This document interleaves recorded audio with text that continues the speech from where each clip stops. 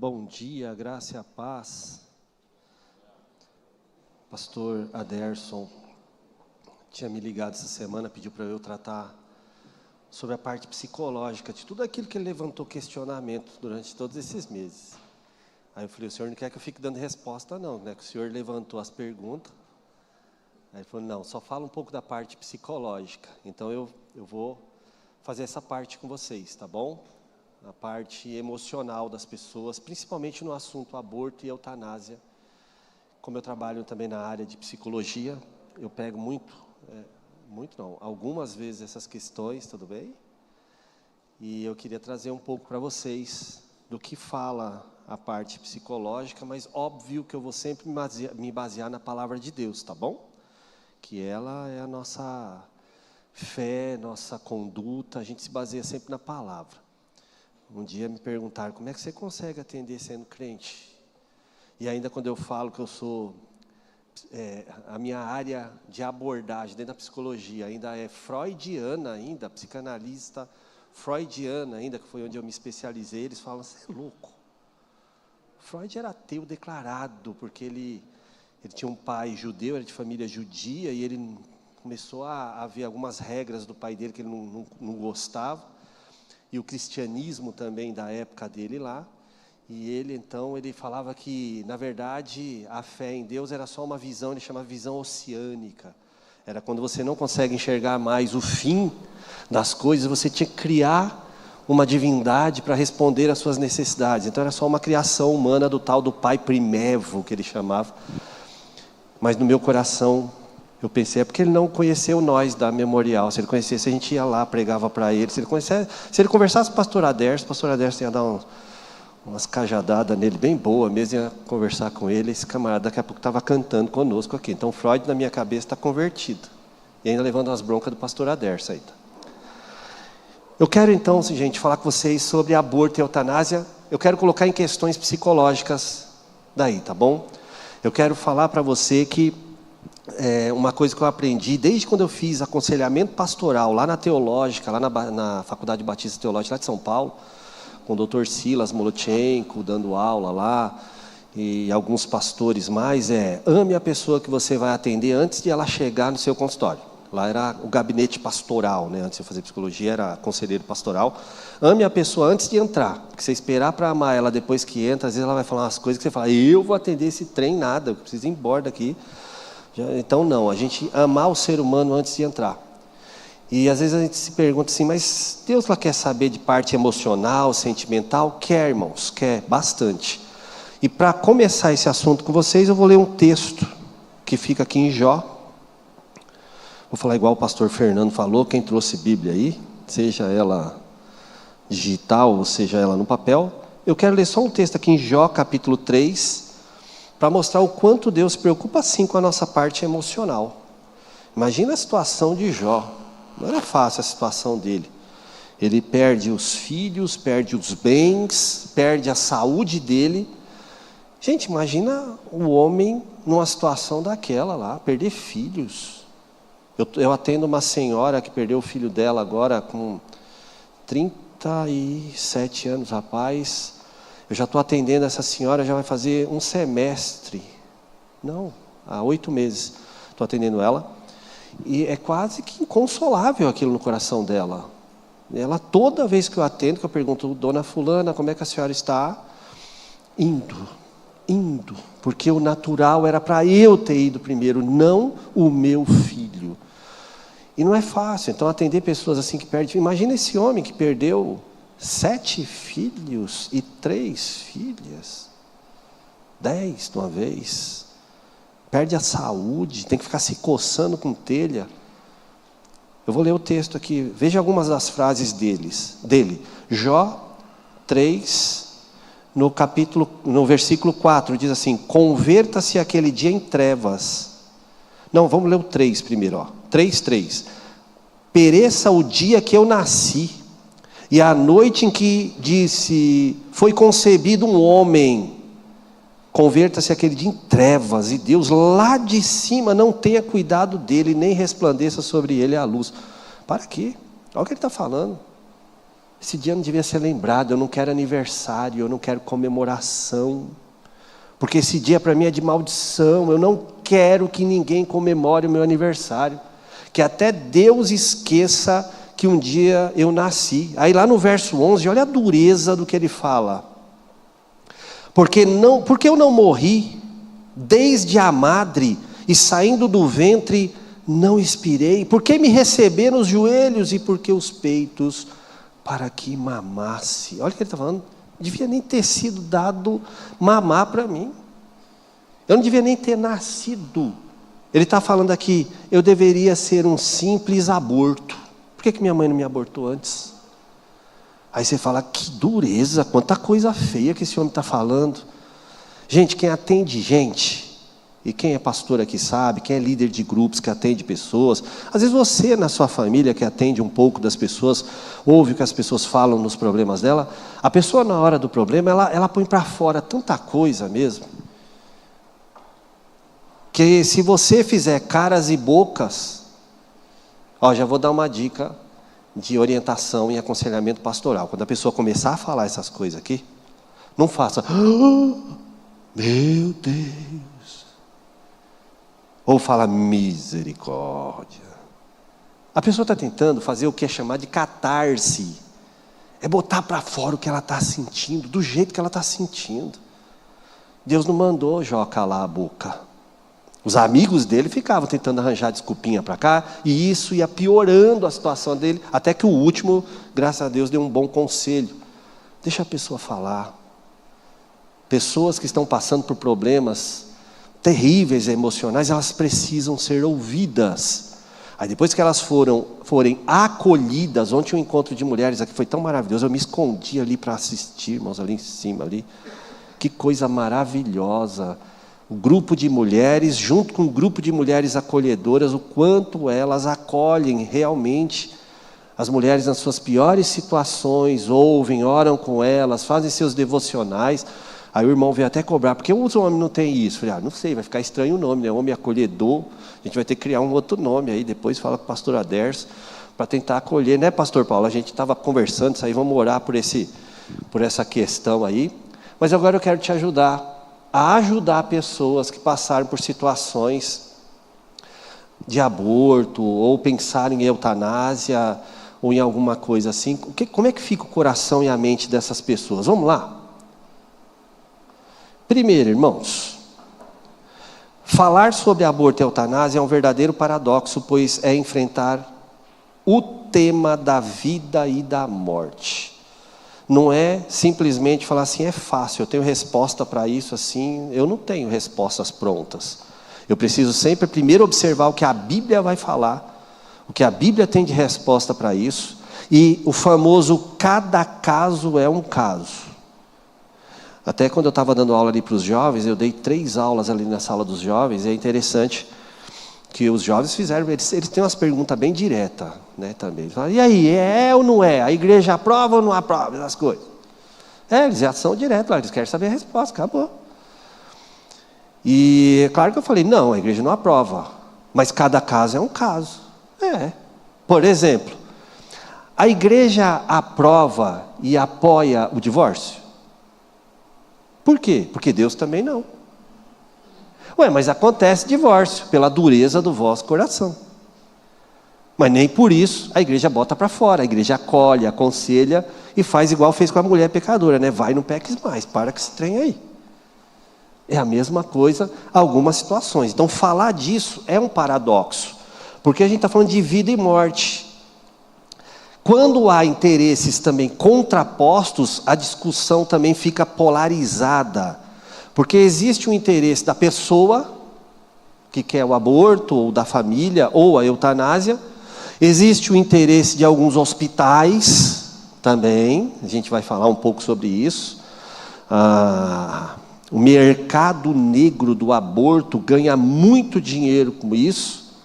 E o pior, não está nem aí depois para o que vai acontecer com a vida emocional daquela mulher. Eu atendo casos, eu tenho casos de mulheres que abortaram, achando que ia resolver o problema, entre aspas, resolver um problema momentâneo, mas tem uma situação emocional que eu estou atendendo até agora. Aí tem aquele negócio de perdão, e pedir perdão para Deus. Aí quando Deus perdoa, a mulher não se perdoa, e fica aquela situação muito difícil para tratar. E aí eu penso, ai meu Deus, se eu pudesse abrir uma Bíblia em consultório aqui, aí não pode, porque senão o conselho de psicologia vai lá e fala, ei, você está fazendo ato de proselitismo. Mas eu oro por aquela pessoa, eu tento encaixar frases bíblicas no meio, e vou colocando ali, eu faço um vai no peques mais, mas sem essa frase, para não falar, foi aí, você está falando que Jesus falou, calma. Então a gente precisa fazer todo um processo, e é difícil encontrar uma resposta que componha satisfatoriamente qualquer questão, principalmente quando se depara de um lado com fanatismo religioso, que apregoa uma repressão rígida, e de outro com o radicalismo de algumas feministas que acabam banalizando o aborto, o que pode levar ao risco, por todos indesejado, de que ele seja usado como mero método de controle de natalidade. Então, uma coisa que é importante nós pensarmos é cuidado com os extremismos, porque tem o extremismo religioso também. Quem é que não lembra daquela menina que foi estuprada por um tio no interior aí, de 10 anos de idade? Gente, aquela menina não tinha condições de ter aquela criança, ainda estava lá, ainda estava ali o seu zigoto ali dentro, e igrejas lá na porta do hospital falando que ela ia ser uma assassina, se ela uma menina de 10 anos, uma criança que foi estuprada pelo tio. E aquela igreja ali, eu não vou falar nome para não ficar comprometendo o nome de igreja, porque toda igreja tem os seus idiotas, menos a Memorial. Porque aqui, gente, vocês já pararam para pensar na Memorial? Deus só traz gente boa. Os ruins vêm sozinhos, mas Deus só traz gente boa. Não é bom isso? Mas Deus vai mandando, ó, vocês aqui, quanta gente boa. Os outros que não puderam vir hoje, virão à tarde, outros virão à noite. Mas sempre tem os que vêm sozinhos e ficaram lá torrando a paciência daquela menina. Aí eu fico pensando, coitada daquela menina depois, como é que vai ficar o lado emocional. Então hoje eu quero tratar com vocês, não o lado teológico, em si, que o pastor Adércio já fez isso muito bem, questionou, fez algumas colocações. Eu quero falar agora do lado emocional dessas pessoas, porque tem também o lado lá, e não é possível que você não está vendo isso, do feminismo desenfreado. Ah, Júnior, então é o machismo que está certo? Não, é tudo do inferno esse ismo aí final. O cristianismo é do céu. Agora, machismo, feminismo, meu corpo, minhas regras, tá, mas quem falou que a criança está dentro do corpo de uma mulher é meu corpo? Não é, é um outro ser. É um ser formado por Deus, da união ali, do óvulo com o esperma, tudo aquilo lá. Ah, então não pode, em hipótese nenhuma, cada caso, um caso, e aí a gente vai depois questionar isso, igual o pastor Adércio fez aqui. Agora eu quero falar e o que acontece com a pessoa que passou por esse processo?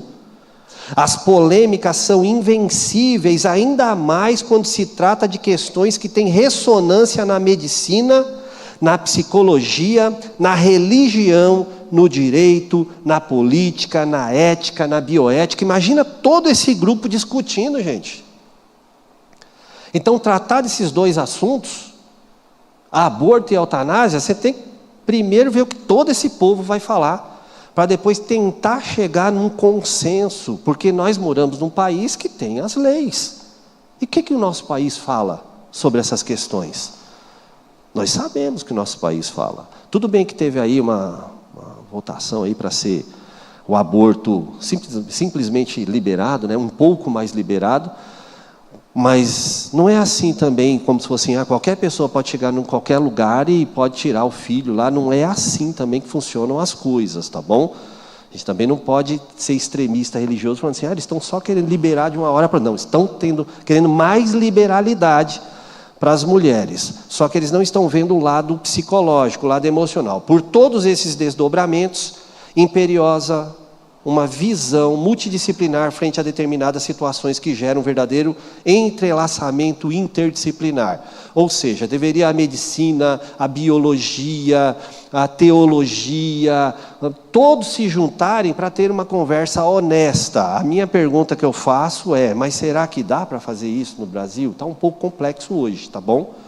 Eu já participei de equipes multidisciplinares de hospitais. Eu fiz, uma época atrás, estágio no INCOR.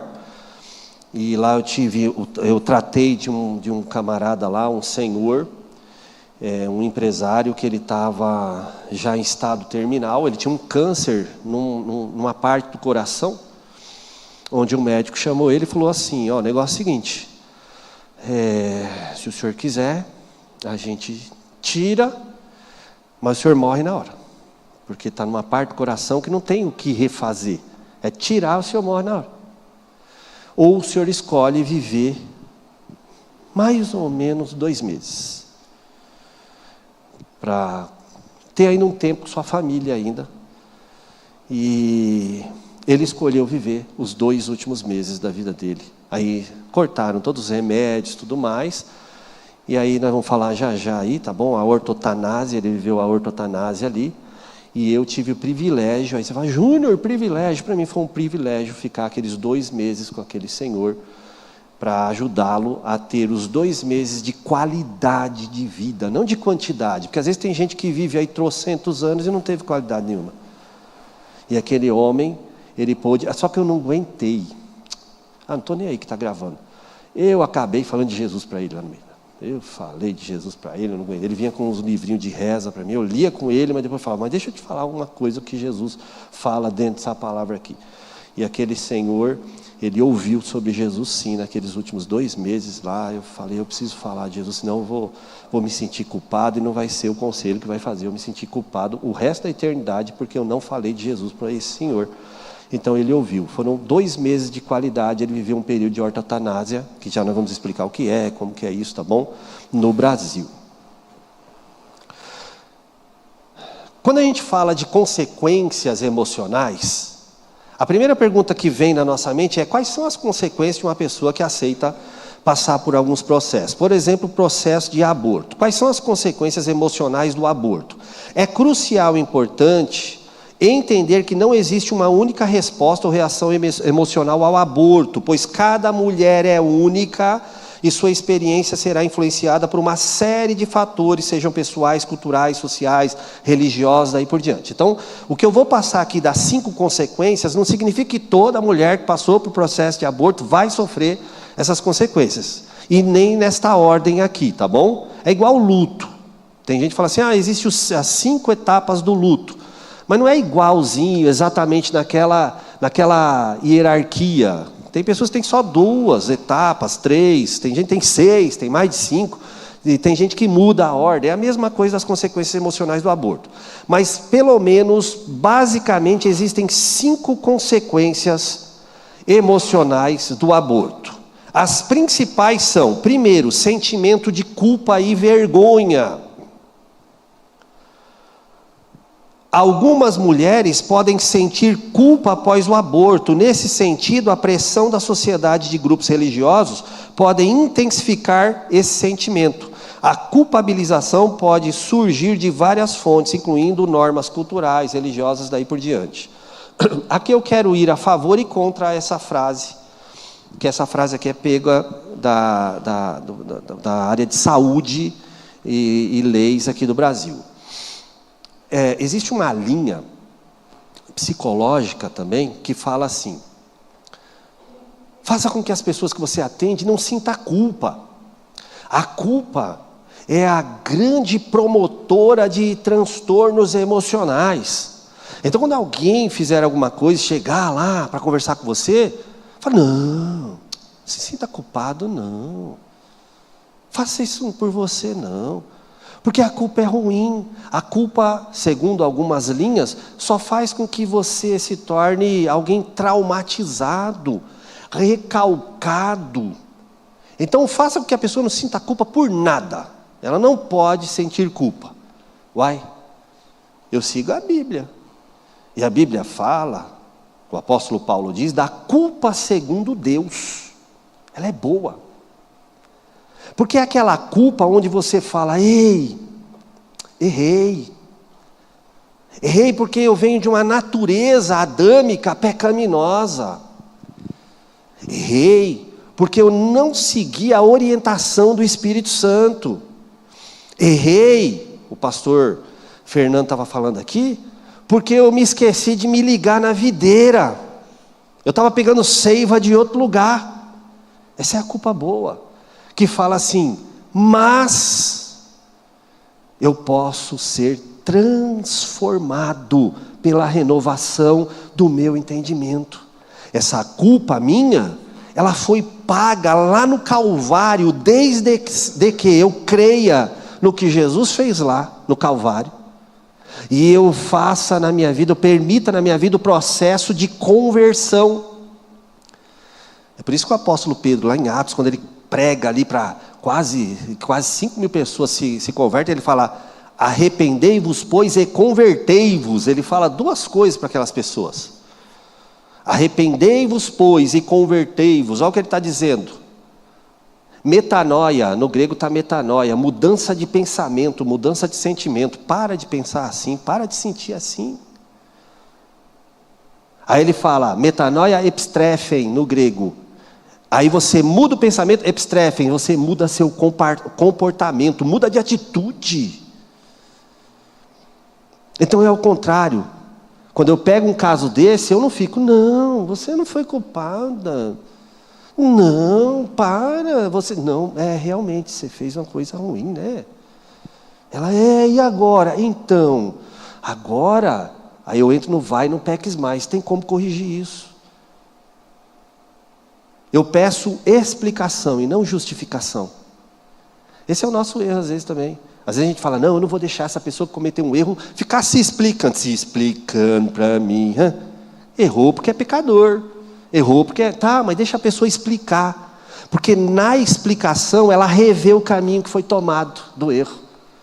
Sabe quem fez isso? O psicólogo dos psicólogos. Já lá em Gênesis, Deus. Você acha que ele não sabia que Adão e Eva tinham pecado? Mas como Deus faz? Adão! Aí eu fico imaginando a Trindade conversando. Eles pensam que eu não sei, que eles estão atrás das moitas, escondidas. Cadê você? E Adão escondido, de uma moita, e Eva na frente, na moita da frente. Olha. Eu fico imaginando a Trindade ali falando: eu sei onde eles estão, mas faz de conta que ele não sabe. Aí Adão se levanta da primeira moita e fala: estou aqui. O que você está escondido de mim? Aí eu fico imaginando Deus: deixa eles falar. É importante falar. Não se justifique, explique o que aconteceu. Ah, Senhor, essa mulher bonita aqui, Amanda lá em casa. E ela chegou para mim e falou: olha, homem, eu fui lá e comi um fruto. Aquele fruto era maravilhoso, gostoso, cheiroso. E o Senhor dá essa mulher bonita para mim, essa mulher mandona, e eu fui lá e comi. Tadinho do bichinho, né? Tão indefeso na vida. Mas você vê que Deus não vai e não julga de uma vez assim? Né? Que coisa, né? Aí Deus olha para a moita, para a outra, aí a mulher levanta, né? Brava. Ei, não é assim também. Não é assim não. É porque, na verdade, aquele bicho que o Senhor fez lá, não sei se ela andava, não sei se ela voava, não sei se ela andava e voava, aquele bicho. Eu sei que ela não rastejava, ela só falou assim: é muito astuta. É um bicho inteligente, danado, e o Senhor que fez. A culpa sempre para Deus, né?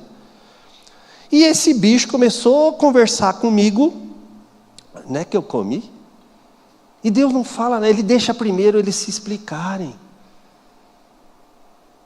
Aí Deus não fala nada com a serpente, né? Que não era a primeira vez que Satanás estava usando algum meio para tentar derrubar a criação de Deus. Ele já tinha feito isso com a terça parte dos anjos, né? Então é como se Deus falasse: com você eu não preciso falar. É só a condenação, porque você já deu uma mancada. Essa aqui chega.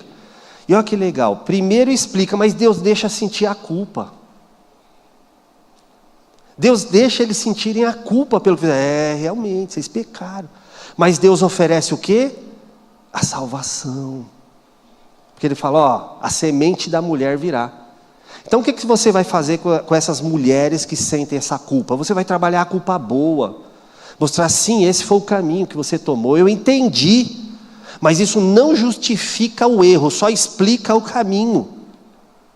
Mas agora nós vamos acolher essa pessoa e ajudá-la a sentir uma culpa boa, que é aquela que fala: eu vou e não vou mais pecar, não vou mais errar, Porque a primeira consequência é essa culpa, a culpa ruim. Segunda consequência, luto e tristeza. É natural que algumas mulheres passem por um período de luto pela perda da gravidez. Este luto, independente de o aborto ter sido uma escolha pessoal ou algo espontâneo. No entanto, esse processo de luto pode ser desencadeado pela conexão emocional que muitas mulheres desenvolvem com a gravidez. É processo de luto. Elas tiveram a perda, às vezes até a mulher que quis o aborto. Aí vem o arrependimento. Aí o que nós vamos fazer? Essa daí eu também não quero mais atender, não quero mais ouvi-la. Não. Sim, realmente, você perdeu o serzinho que Deus colocou lá no seu ventre. Até mulheres que passaram por estupro, acreditem nisso. Mesmo que a lei permita e tudo, e elas tirem, fica em muitas delas esse sentimento de luto. Apesar de elas saberem que mas seria o fruto de um estupro, de algo assim, elas ficam com aquele sentimento. É acolher, trabalhar isto nelas, mostrar para elas que, olha, Deus te ama, o Senhor Jesus te ama, morreu por você no Calvário, e mostrar para elas que elas são queridas para Deus, porque vai ter aquele processo de luto, e um luto dura, às vezes até 2 anos, um luto, gente. Terceiro, tem umas que têm alívio, sabia? Tem mulher que sente alívio. Para muitas mulheres, o aborto pode ser também uma situação aliviante. No entanto, a incapacidade de cuidar de uma criança ou outros fatores pessoais podem colaborar para o surgimento desse sentimento. Então ela se sente apenas aliviada, não tem remorso nenhum, não tem arrependimento nenhum. Ufa! E aí, deixa elas aliviadas, sem nada? Não, aí nós vamos entrar com um processo de conscientização do que foi feito. Não condená-las, não julgá-las e falar assim, olha, como você não é nem cristão, se for uma cristã, você não é nem uma mulher de verdade, você não está nem sentindo um pouco de culpa. Calma, vamos trabalhar aquilo. Lembra? Faça igual Deus. Onde você está, Eva? O que aconteceu? Toda vez que a pessoa reconta uma história, ela ressente. Ajude essa pessoa a ressentir, sentir a culpa boa, que é aquela de, mas você fez certo, o que você acha? Eu estou aliviada, mas você faria de novo então? Vai conversando com essa pessoa, porque senão pode ser que ela é levada a fazer mais vezes, e se torne uma irresponsável no assunto. Mas não é condenação, não estou falando para condenar. Apenas conversar, pedir o caminho que o Adão e Eva tomaram, para que nós possamos dar uma orientação bíblica. Quarta consequência, ansiedade e depressão. Essa é o que eu mais pego, tá bom? Algumas mulheres podem desenvolver ansiedade ou sintomas depressivos após o aborto.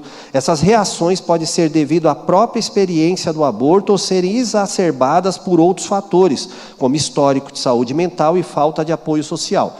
A mulher, normalmente, ela já vem de um processo de depressão, angústia, outros problemas, e ainda quando aborta, aquilo fica agravado ainda. Ou pode ser pressão social mesmo, porque, puxa vida, se alguém souber do que eu fiz, aí entra em depressão, sofre de transtorno de ansiedade, às vezes a tal do transtorno de ansiedade específico, é só por causa daquele assunto, e se não é trabalhada, pega o pior tipo de transtorno de ansiedade, que é o generalizado, que é o TAG. Aí tudo gera ansiedade, normalmente ansiedade, depressão, surgem os problemas psicocorporais, tá bom? Aí começa as somatizações, psicossomatizados. Como é que trabalha isso? Trabalhar a depressão, pedindo explicação, não justificar, a mesma coisa sempre. Acolhimento, fazer com que essa pessoa sinta a culpa boa, trabalhar com ela, porque nós estamos trabalhando aqui, gente, sabe para quê? Para essa pessoa não, um assunto que o pastor tratou no domingo passado, não se suicidar. Porque, gente, o pastor falou acertadamente, no Brasil e alguns outros países ocidentais não é divulgada a quantidade de suicídio real, porque senão o que vai haver vai ser o efeito manada que Freud falava. Aí uma pessoa que já está pensando, fala assim, se o outro se matou, por isso que é muito perigoso quando a mídia fica divulgando muitos suicídios. Né, o Mastral aí, Daniel Mastral, né, pastor Daniel Mastral, se suicida, aí vem ou outros líderes, ou outras vezes, se ele que era um astral se suicidou, quem sou eu? Que você é um servo de Deus que não está passando o mesmo processo dele, é isso. Mas o que aconteceu com a vida dele? Só um dia a gente vai saber, lá na glória. A única coisa que a gente não tem na Bíblia é os suicidas não herdarão o reino dos céus. Não tem esse versículo, tá? Não tem. Júnior, então eu posso me suicidar? Não, porque não é o suicídio que leva para o inferno, é o que você não acreditou antes de você fazer isso. Então só Deus vai poder julgar o coração daquele homem e a vida daquele homem. Só Deus, tá bom? Então é para não levar essa pessoa a cometer um suicídio. E por último, transtorno de estresse pós-traumático, que é o TEPT. Embora não seja comum, algumas mulheres podem experimentar sintomas de TEPT após um aborto, principalmente se o procedimento foi traumático, foi aqueles onde ela sentiu muita dor, viu o que aconteceu, a criança sendo despedaçada. Isso leva em conta se o aborto ocorreu em circunstâncias adversas ou se houve falta de apoio emocional de pessoas próximas. Aí a mulher fica em TEPT, que é o transtorno de estresse pós-traumático. Se um dia você quiser olhar como fica uma pessoa em estresse pós-traumático, coloca na internet, no Google. Transtorno de estresse pós-traumático. Normalmente ocorre com pessoas que saíram de guerra, soldados que terminaram de voltar de guerra.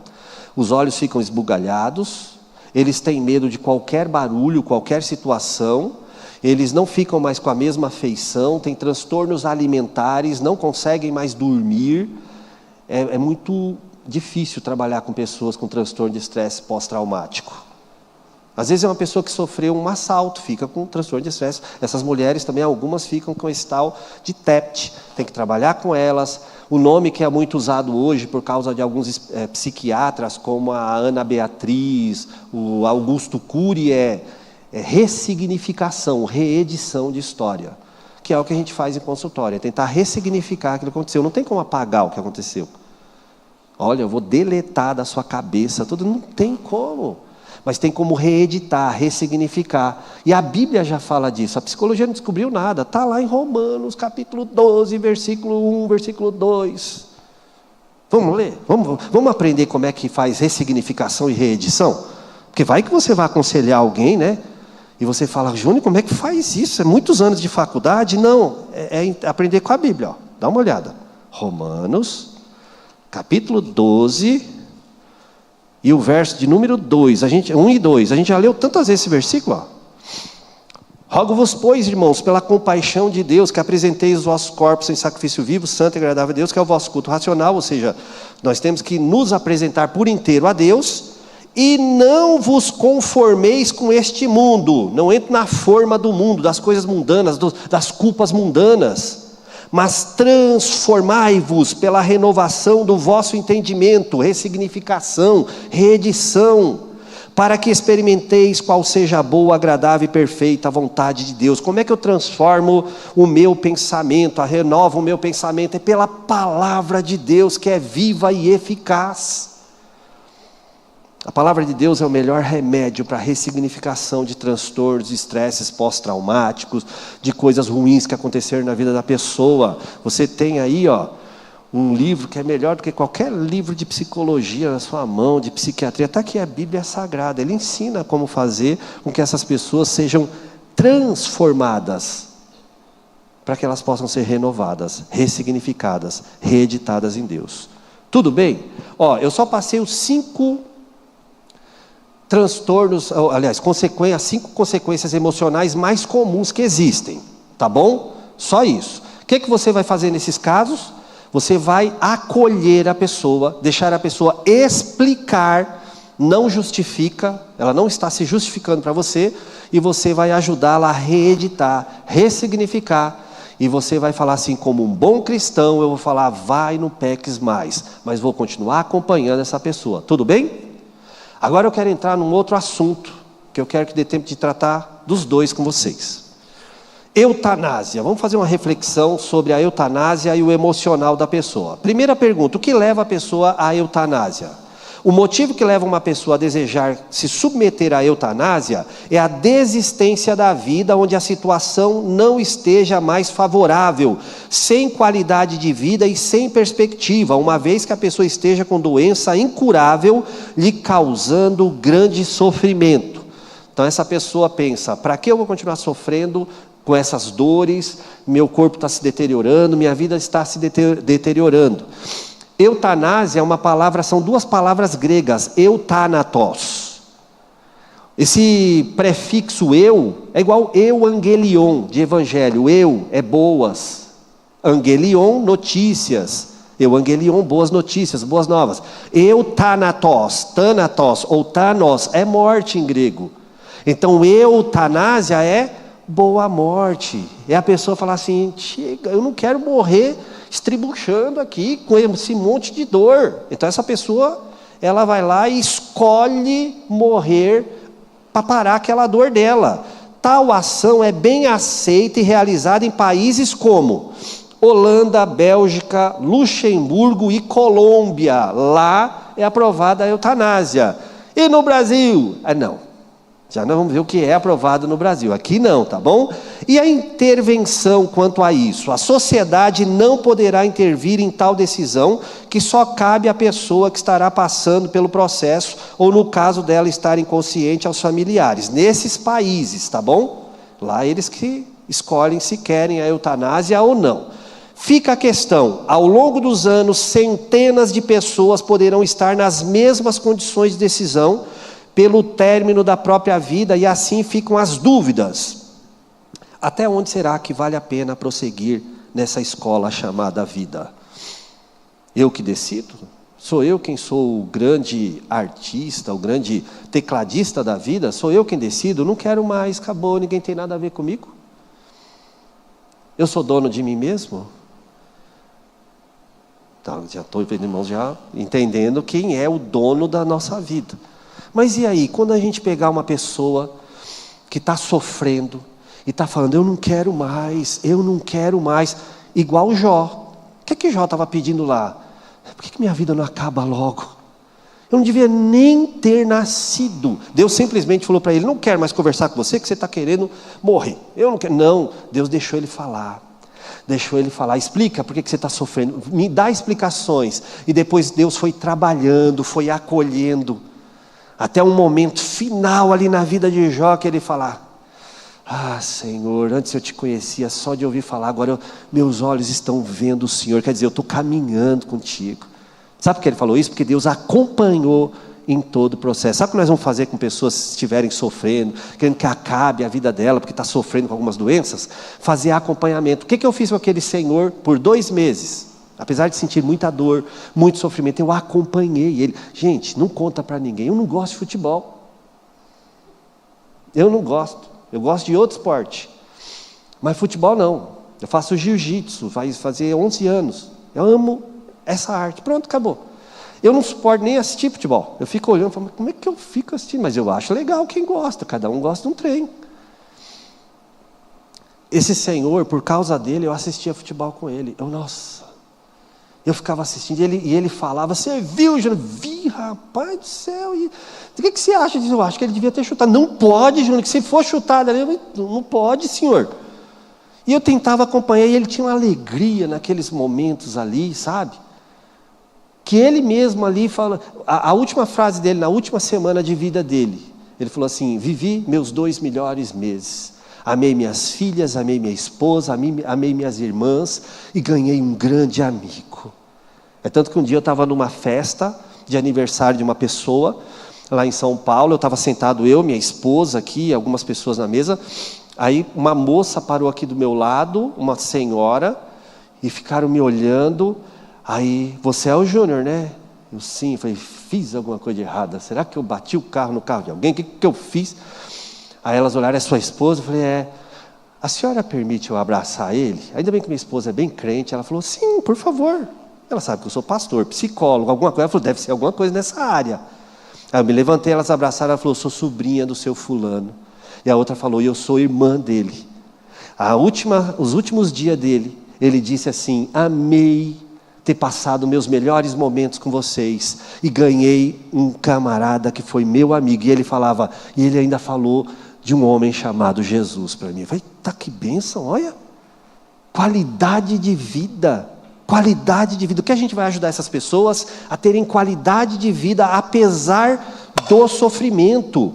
Até que ponto pode o Estado interferir numa decisão pessoal sobre a própria vida, bem como decidir pelo término ou não do sofrimento de uma pessoa? Devemos analisar a questão não somente no âmbito jurídico e emocional, direcionados aos pacientes enfermos e seus familiares, mas também com relação aos profissionais que realizam a eutanásia, o impacto psíquico causado neles com um possível volume de ações de término da vida, e o que a psicologia entende que tal impacto gera ao longo dos anos na sociedade em geral. Você sabia que os médicos, a gente nem liga, pensando que eles são um monte de máquina que fica lá só falando, não tem tratamento, vai morrer. Você sabia que eles sofrem com isso também?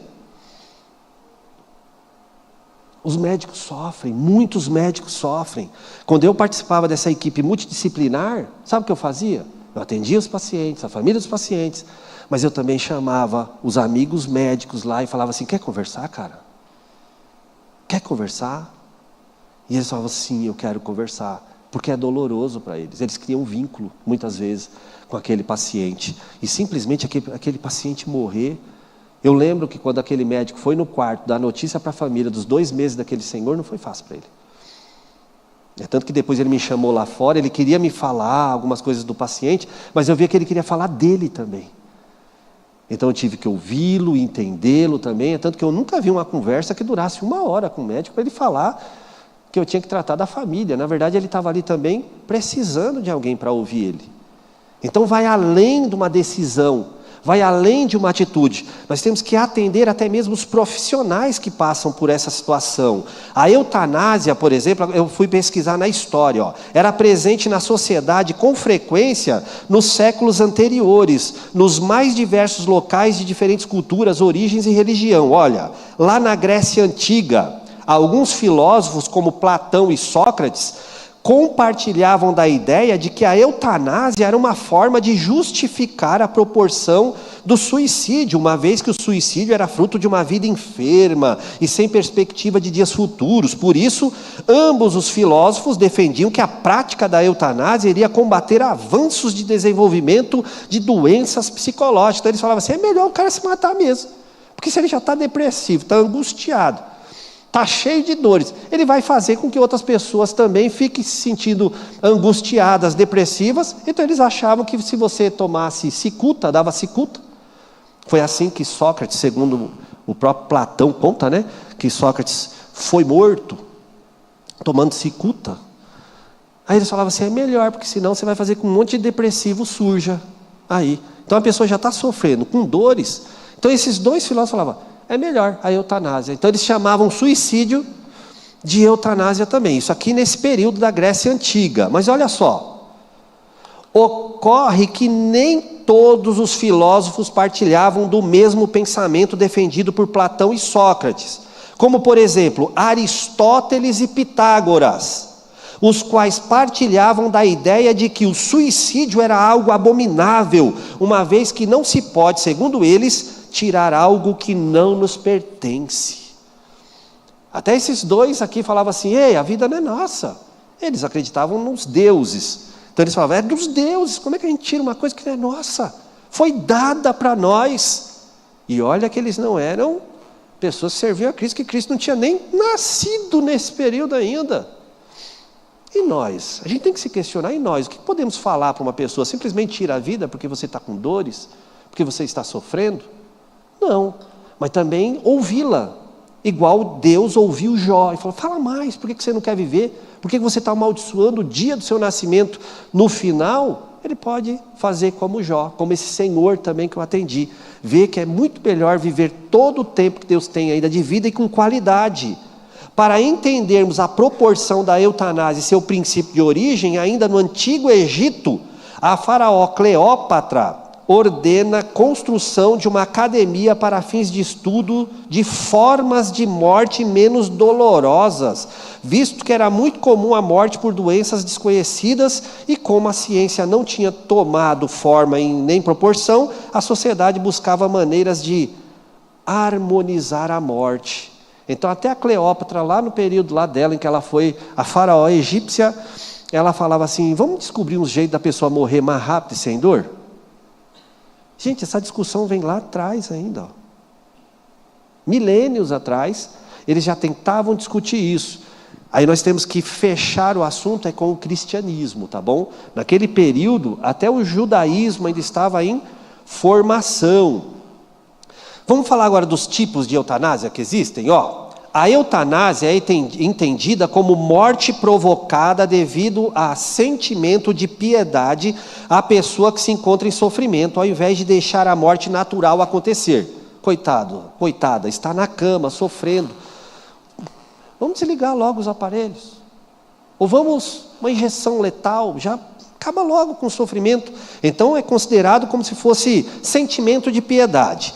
A eutanásia ainda pode ser classificada como voluntária, onde há o consentimento do paciente e o médico que administra medicamentos que induzem a morte, como também o suicídio assistido, onde o próprio paciente ingere um medicamento para a morte, tá bom? Então, naqueles países, Holanda, que eu falei lá antes, lá simplesmente o médico fala, eu vou aplicar, ou ele fala, você aplica, eu preparo tudo aqui para você, entrega na mão da pessoa, é um suicídio assistido. Isso existe em alguns países, viu?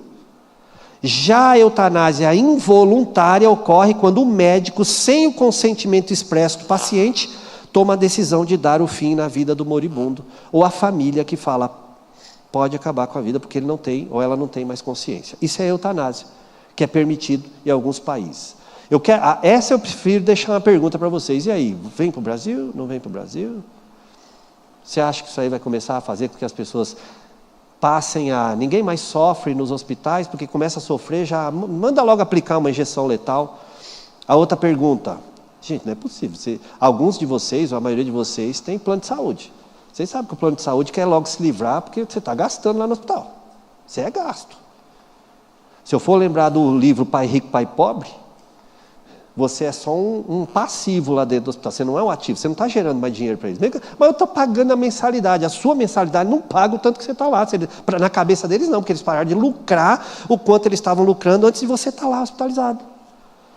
E aí, você não acha que vai ficar um pouco desorganizado aqui? Mata logo, fala que não está dando mais resultado lá, você dá a assinatura final lá, já aplica logo o trem lá, a gente acaba com esse negócio, porque a gente precisa lucrar. Gente, a gente mora no Brasil. Deixa para lá, né? Oi. Pode. Agora, na ortotanásia. A ortotanásia, ortos, no grego é correta. Seria uma morte correta? Eu não sei se tem morte correta, é aquela que Deus propôs, mas vamos lá. A ortotanásia é a ação do paciente mediante a morte natural. Neste caso, a escolha do paciente em não mais continuar o tratamento, nem tampouco manutenção de sua vida por aparelhos, remédios ou quaisquer outras ações que o induzem a prolongar a sua vida, e assim, ocasionando sua morte de maneira natural. Que aí ele fala assim, tá, me dá só os paliativos, me dá algumas coisas aí de plantas, só para eu me sentir melhor, mas eu não quero nada que prolongue a minha vida. Que aí o médico permite só os paliativos na vida dessa pessoa mesmo. Só isso. E a pessoa vai vendo o que vai acontecer. Se a pessoa crê em milagre, ela vai esperar o milagre. Se ela acredita que alguma coisa na medicina ali vai funcionar, uma outra coisa assim, ela fica só esperando. O importante é que a natureza, na cabeça de alguns, vai tirar a vida dela ou não. Tudo bem? Ela deixa o curso normal. Às vezes até para parar de sofrer aquilo que os aparelhos ou os remédios estão sendo dados a ela, façam um estrago. E existe a tal da distanásia. É a ação do prolongamento da dor do paciente, mesmo que a morte seja prolongada, a sua objetividade é o sofrimento iminente. Quer ver um camarada que dá para você Tem uma ideia? O Schumacher, piloto de Fórmula 1. Sentia dores, sofrimentos, tudo mais, mas a grande dinheirama que ele ganhou e a família toda fica só prolongando, e está lá o camarada sofrendo. Mas e aí, Júnior, para de dar tudo? Aí eu já não sei a resposta, aí eles têm que decidir. Porque ele está só sofrendo com tudo aquilo. Quanto mais ele vive, mais aumenta o sofrimento daquele camarada. Júnior, tá, e qual é o correto aqui no Brasil? O que nós podemos fazer? O Conselho Federal de Medicina tem o intuito de reger suas normas com clareza para que qualquer paciente tenha facilidade de entendimento, pois previsto na Constituição, a vida humana é algo inviolável e, sendo uma manifestação de respeito, define regras deontológicas fundamentais para a ação dos médicos e diretrizes a serem cumpridas. Aí entra aqui, em suas normas atuais é consentida apenas a ortotanásia, como declara o artigo 41 do Código de Ética Médica, e tem a resolução aqui. Aconteceu na minha família. A gente teve que passar por um processo com uma sobrinha minha, aliás, uma prima minha, que já não tinha mais o que fazer. Ela estava lá e só sofria mais, ela já não falava, não tinha mais reações, e quanto mais ela ficava ali, mais o médico falava. Ele falava assim, ela está sofrendo, por isso que ela faz esses gestos, essas feições. E chegou no momento que o meu tio, ele falou, o senhor escolhe o que quer que faça.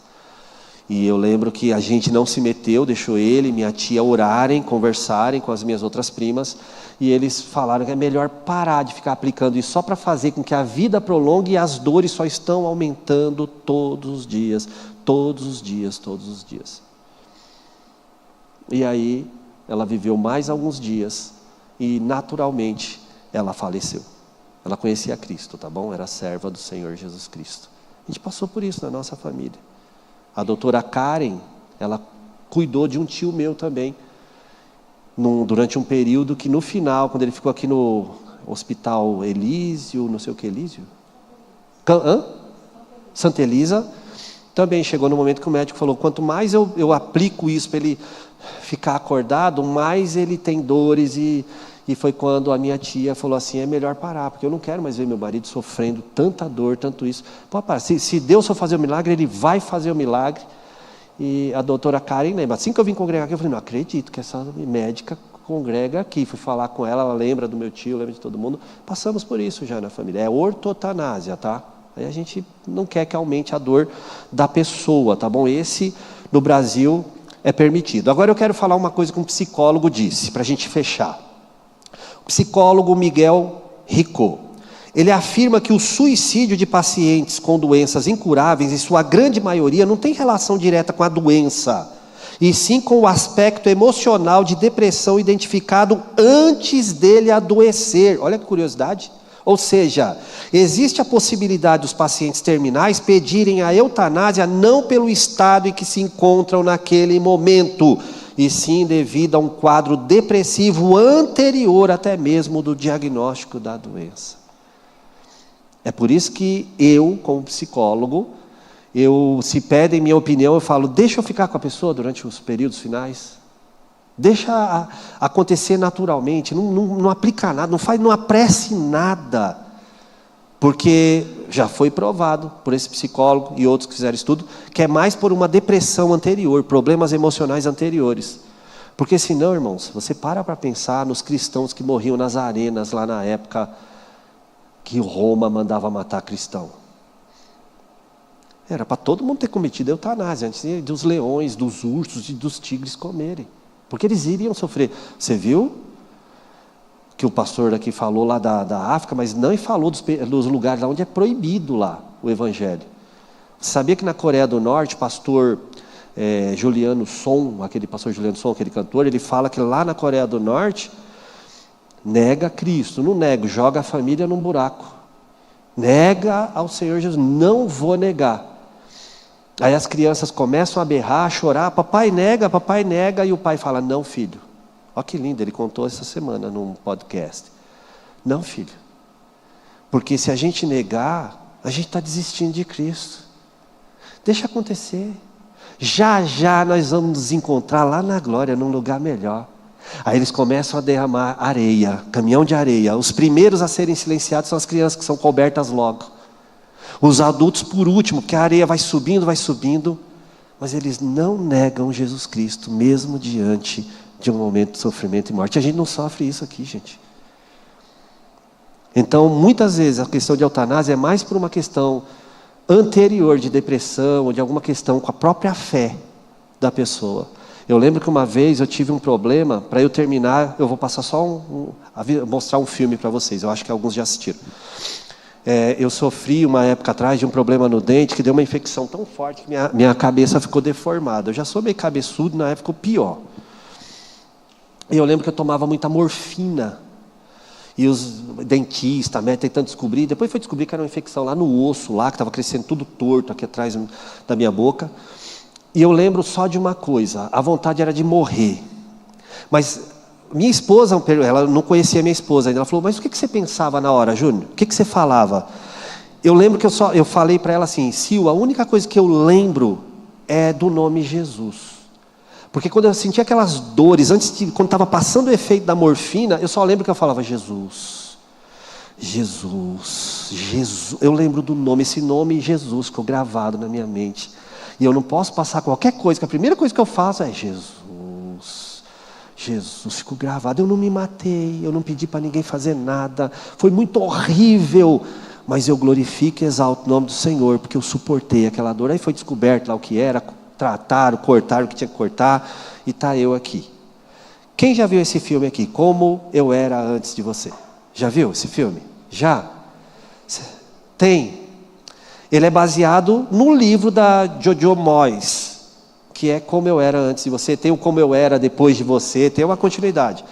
Esse filme é maravilhoso para mostrar essa questão de eutanásia. No final fica o questionamento: e aí? Ele foi egoísta? Não foi egoísta? Deixou uma pessoa amando ele ali? E aí, como é que acontece? Eu quero te desafiar a assistir esse filme, tá bom? Conclusão, gente.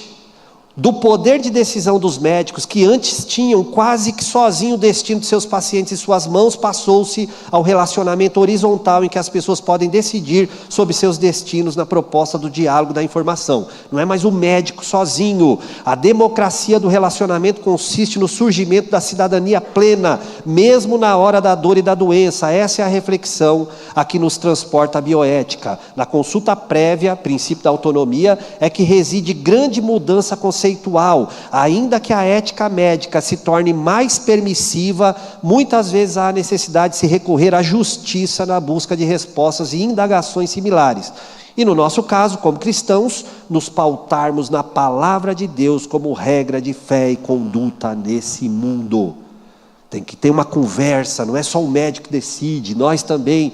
E nós, com a Bíblia em mãos, perdermos a vergonha de sermos chamados de antiquados, disso ou daquilo. Quem já viu esse filme, Quase Deuses? Já viu? Que filme maravilhoso para mostrar assim, os médicos são muito importantes nas nossas vidas, mas não são divindades. Não são divindades, eles têm os seus limites. Quem descobriu a questão de transplantes lá de uma veia lá do coração não foi um médico, foi um rapaz negro, que apenas limpava o lugar onde um médico fazia as suas experiências. De tanto ele ler os livros e ver como era feito aqueles transplantes em cachorros, no dia lá que um camarada estava para morrer, ele falou: eu posso fazer a operação. E dali surgiu vários tipos de transplantes. Então eles não são deuses. Se eles quiserem, eu sei que a doutora Karen, por exemplo, é assim, eles entregam sua vida como instrumento para Deus. A Bíblia é a nossa única regra de fé e prática, tá bom? É bom sempre recordar os conceitos da Organização Mundial da Saúde. Saúde é o completo estado de bem-estar físico, psíquico e social. Quando eu li essa frase da OMS, eu pensei: completo? Esse bem-estar, se conseguido no coletivo, seria um ideal maravilhoso, mas raras vezes alcançado. E em nível individual, quando acontece, costuma levar o nome simples e globalizante de felicidade. É não estar sofrendo mentalmente, fisicamente, financeiramente. Mas como é que a gente faz isso? A gente mora no Brasil, o mundo não é desse jeito. Jesus, nossa verdadeira felicidade.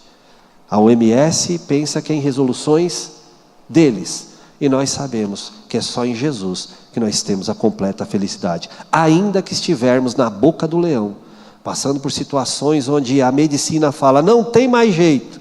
A gente fala, para Deus tem jeito sim. Eu vou entregar nas mãos dele. Amém? Que Deus abençoe a vida de vocês. Nós vamos orar agradecendo a Deus, tá bom? Nós vamos aprender agora uma matéria, a partir de setembro, apologética. Irmão, que matéria maravilhosa. É defesa da fé. A pastora Dércio ligou para mim, todo feliz, falou, Júnior, o que você acha? Dá um nome do quê? Seitas, heresias? Eu acho que é melhor não. Eu falei, não, vamos dar o nome ali, apologética. Apologética, pastor, que é defesa da fé. Principalmente para a gente não ser muito incisivo, né? Falar, ô, seu herege de outra religião. Não, calma, vamos discutir, vamos conversar? Então a gente quer chamar para conversa. Então nós vamos ter aqui a matéria apologética. O que as outras religiões pensam? Porque eles pensam de uma forma, de outra forma. E os que se baseiam na Bíblia ainda. Vamos dar uma olhada. Por que a gente crê do jeito que crê e algumas religiões creem do jeito deles. Tá bom? Vamos ficar de pé para a gente orar? Senhor Jesus, muito obrigado pela Tua graça manifesta nas nossas vidas através do aprendizado da Tua palavra. Nós te agradecemos pela nossa igreja, Jesus, pelos nossos pastores que permitem o ensino da Tua palavra e ainda mais nos assuntos como esses, meu Pai. Eu te agradeço por cada vida que aqui esteve, Jesus, aprendendo estes assuntos. Que cada um que deu aula aqui também possam continuar sendo abençoados e que nós todos unidos possamos continuar seguindo a Tua palavra, meu Pai, que é a nossa regra de fé e conduta. Leva-nos para a nossa casa, guardados, protegidos, e que possamos, Senhor, ser bênção onde chegarmos.